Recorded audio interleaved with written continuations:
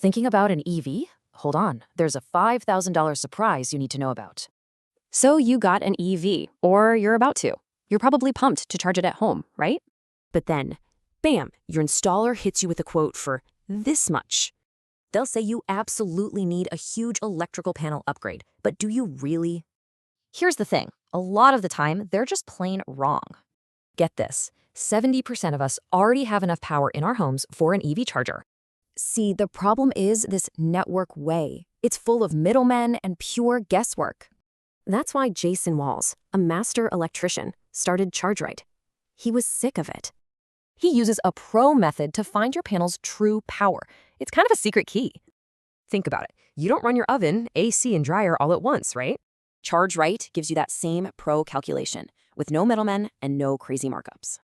And finding out is super easy. Just snap a photo of your panel and answer a few questions. In minutes, you get a report like this, proof that you're good to go. So the choice is pretty clear, right? Minutes versus weeks, free versus thousands of dollars. Seriously, before writing that huge check, just spend a few minutes getting the real facts first. Just go to chargerright.org and get your free assessment. It's that simple. Why would you spend thousands on an upgrade you probably don't even need? Find out for sure.